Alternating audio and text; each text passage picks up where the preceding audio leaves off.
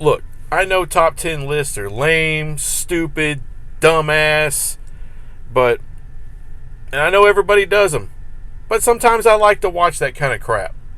And sometimes I like to make that kind of crap. So, for Christmas, I'm doing a top 10 list of the best Christmas movies ever. And if you choose to stick around and watch this monstrosity, then welcome to the party, pal.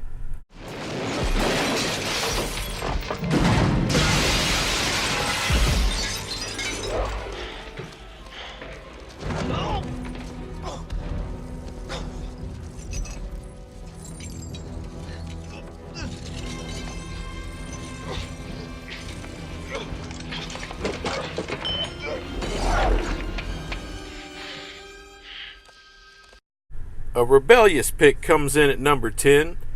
Why? Because I hear all the time from female friends and family, Die Hard isn't a Christmas movie. First of all, yes it is. Why? John McClane. He flies into town to see his kids for what? For Christmas. The terrorist attack during a Christmas party. The soundtrack is chock full of Christmas music. In fact, Die Hard goes out of its way to remind viewers that it's Christmas time. From McClane putting a Christmas hat on a dead terrorist to strapping a gun on his back at the climax of the movie with Christmas tape. Everything screams Christmas. Sure, it could have taken place any time. This could have been a spring break party when the terrorist attacked, but it wasn't. It was Christmas. And with all the Christmassy crap surrounding Die Hard, I'm sorry, girls, it's a freaking Christmas movie. Ho, ho, ho. Ah! I got you! I got him, Harry! I got him! Harry, get up! Give me a hand! Ow! I got him! Harry, help me! Get up! I got him!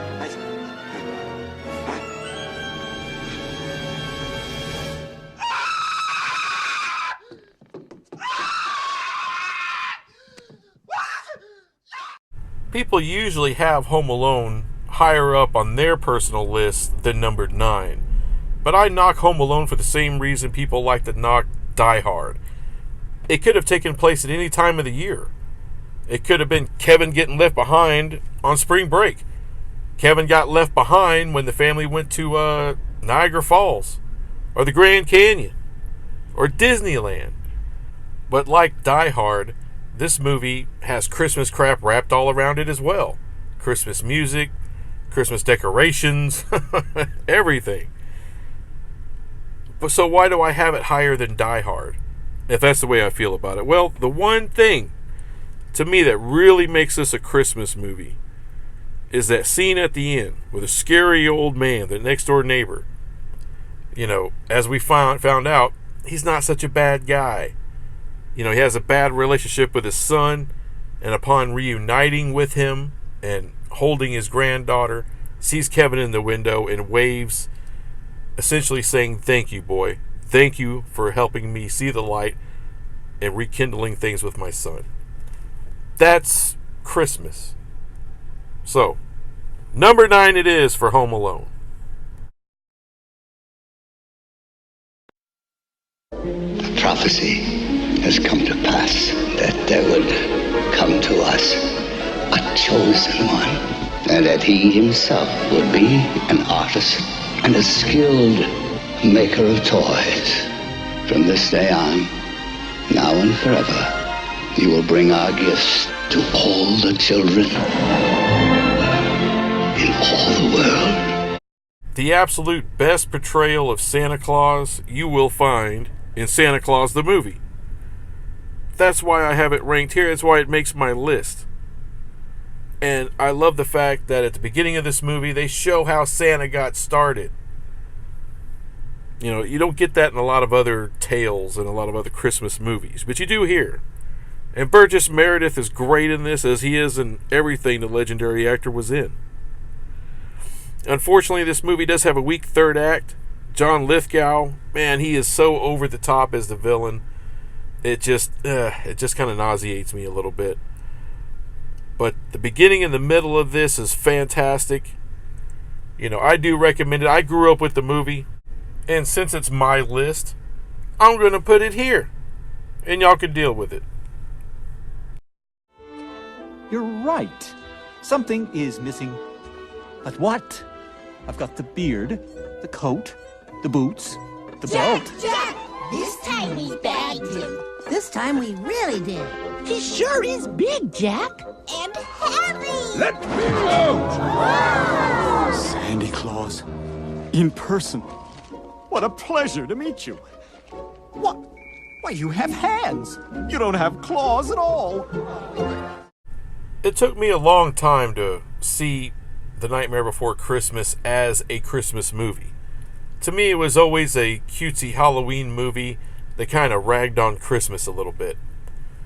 But, you know, that's just what I thought, you know, and then, of course, watching it a million times, Jack Skellington finds his Christmas spirit, which helps him find his Halloween spirit.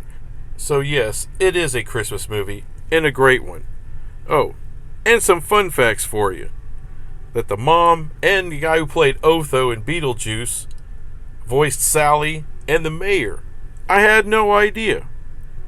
Not to mention, Jerry Dandridge himself, the vampire from Fright Night, he's the one that voices Jack Skellington. That's awesome. It just makes me love Tim Burton even more.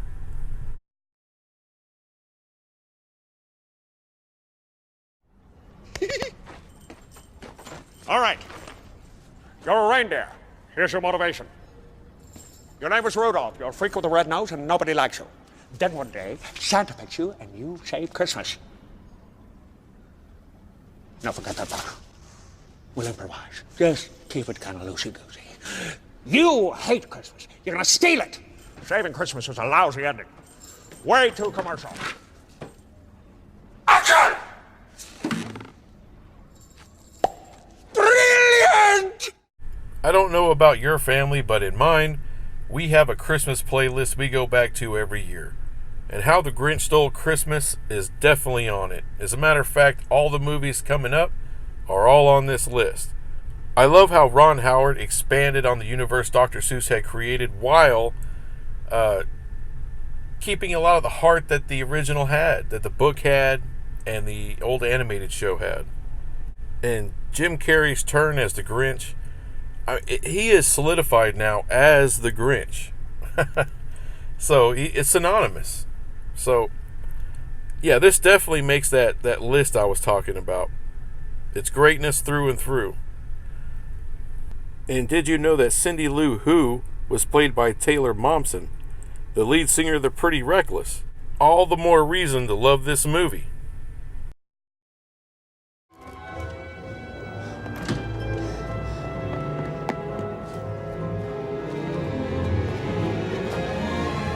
Hey, you! What's that? Oh, whoa, whoa!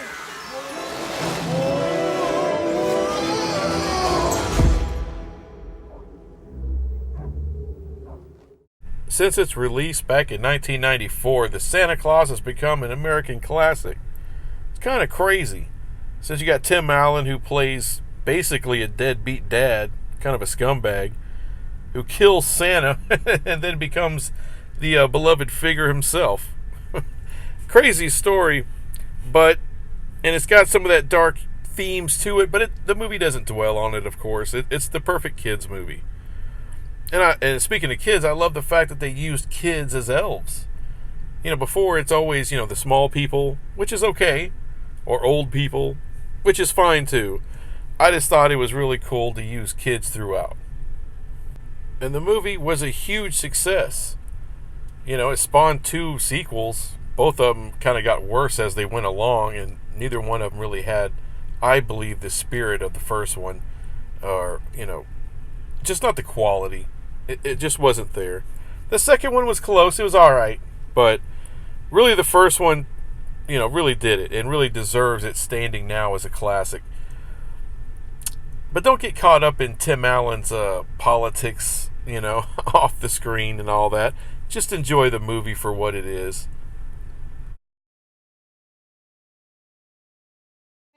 It's a night You've got a party hardy, Marty. Look at this. Check this out. Whoa! Don't be so mean. Look at this. There's a rule. There's a tradition that says I have to kiss this girl on the lips. Well, she's just upholding the law. It's a federal law, actually. It's not just a state thing. So you take the Charles Dickens classic, you set it in modern day New York, have the Scrooge character be a TV executive, then you get the former lead singer of the New York Dolls to be a ghost of Christmas Past, Carol Kane to be an abusive fairy who's also the ghost of Christmas Present, and you got the big dog Bill Murray to star. It's genius. This is easily one of Bill Murray's best roles. At least it is for me. And this is coming off of a hiatus. I think he spent 4 years not doing any movies after Ghostbusters, then came back with this. And came back, as far as I'm concerned, came back on fire. Because he was absolutely fantastic. And I love him and Karen Allen together in this. You know, Karen Allen was a great casting choice. You know, not someone who's like over the top beautiful, still cute, completely believable that she would be with Bill Murray. And their chemistry was great together. Plus you got Robert freaking Meacham. Who's that? I mean, I'm sorry. He's like an old Hollywood guy. He's a legend. And they actually got him to be in this movie. It's fantastic. I watch it every year. And sometimes I may annoy some of my family members with it because they don't think, you know, because it's kind of dark, you know, but I like that. And by the way, my kids like that. Nothing wrong with a good old-fashioned, friendly, dark Christmas comedy. Anyway, if you haven't seen it, check it out. Do yourself a favor and watch this damn thing. Because all of it wrapped together, it still has a great beating heart and a great message at the end. And as I said before, Bill Murray knocks it out of the park.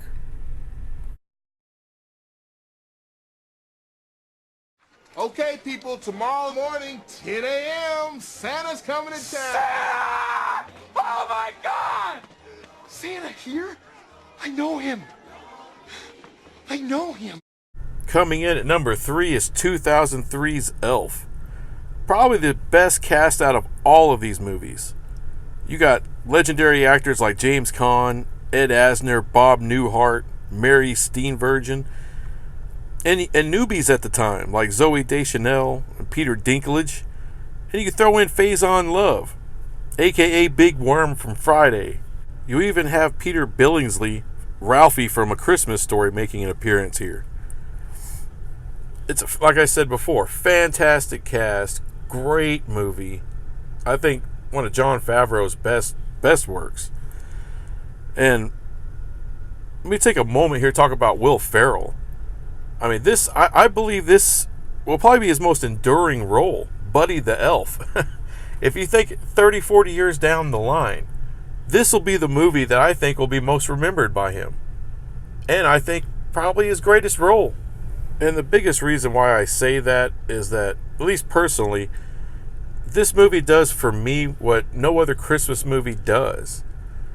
Alright, and it kind of spawns from that scene at the end where Santa's sleigh gets charged with Christmas spirit and it jets out from Central Park and everyone is there singing Santa Claus is coming to town.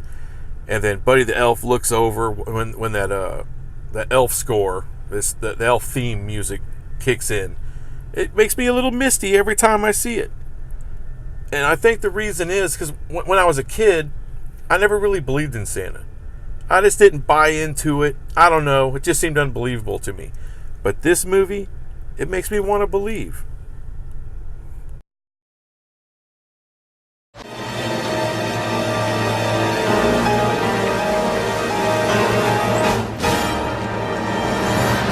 Hey, Griswold, where do you think you're going to put a tree that big? Bend over and I'll show you. You've got a lot of nerve talking to me like that, Griswold. I wasn't talking to you. Christmas Vacation. I mean, what else needs to be said about this movie? It's this generation's It's a Wonderful Life. And it's incredible that a third movie in a franchise is the best and most beloved. Now, there's a lot of people on YouTube that, and other places on the internet as well, that say that Christmas Vacation is a standalone movie. It's not really part of the franchise because it doesn't say National Lampoon's Vacation, or because the son Russ is now the younger kid. Screw you. I mean, who do you think Cousin Eddie is? He's a direct tie back to the original. And what are they drinking eggnog out of? That would be Marty the Moose mugs. So, shut up. Anyway, this movie, I mean, I started watching this with my parents every year, and it's a tradition that I passed on to my kids. We watch it every year now. So, what else needs to be said about Christmas Vacation? It's fantastic. Clark Griswold is Chevy Chase's best role, and this is his best movie. So, that's it. Number 2, baby. Where do you think you're going? Nobody's leaving.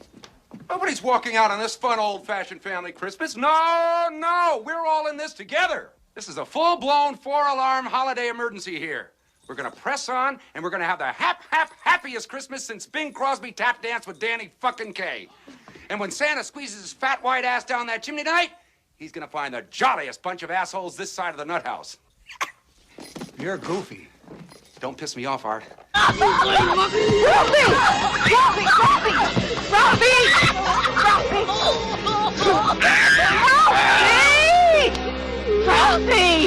Ralphie!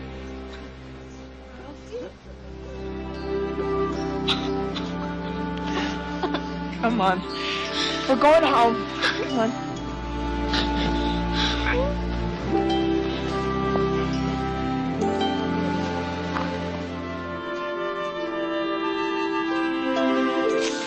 So of all the movies that I've dumped all this praise on, how was A Christmas Story number 1?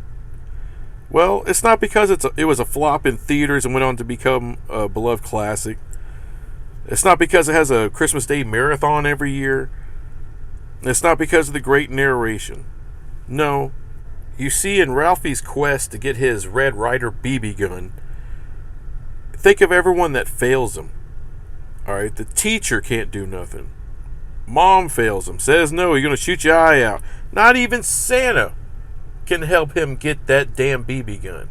No, it's Dad. Dad's the hero. I mean, just look at some of the other movies on this list, like Elf. Dad's an asshole. Santa. Or the Santa Claus. Dad's an asshole. Scrooged. Bill Murray's dad. Complete asshole. Gives his son a block of cheese for Christmas. No, this movie highlights the fact that Dad saves the day. He's the big hero. And we need that. I mean, think about all the stories and songs you've heard and other movies that you watched where Dad is a deadbeat, Dad's a piece of crap, he's abusive, or just non-existent. No, here, the good old-fashioned American dad comes through for his son. And about damn time Dad gets some love. So, that's it. That's the list. And that's why A Christmas Story is number 1. Thanks for watching this extraordinarily long video. I'll be back with some other crap probably after New Year's. Appreciate you watching this. Have a Merry Christmas. A good New Year's. Don't kill yourself or someone else. Bye. You have to do something. You have to take a chance. You do have to get involved. There are people that are having trouble making their miracle happen. There are people that don't have enough to eat. There are people that are cold. You can go out and say hello to these people. You can take an old blanket out of the closet and say, here. You can make them a sandwich and say, oh, by the way, here. I get it now. And if you give, then it can happen. Then the miracle can happen to you. It's not just the poor and the hungry. It's everybody who's got to have this miracle. And it can happen tonight for all of you. if you believe in this spirit thing, the miracle will happen, and then you'll want it to happen again tomorrow. You won't be one of these bastards who says Christmas is once a year and it's a fraud. It's not. It can happen every day. You just gotta want that feeling. And if you like it and you want it, you'll get greedy for it. You'll want it every day of your life, and it can happen to you. I believe in it now. I believe it's gonna happen to me now. I'm ready for it. It's great. It's a good feeling. It's really better than I felt in a long time. I'm ready. Have a Merry Christmas, everybody.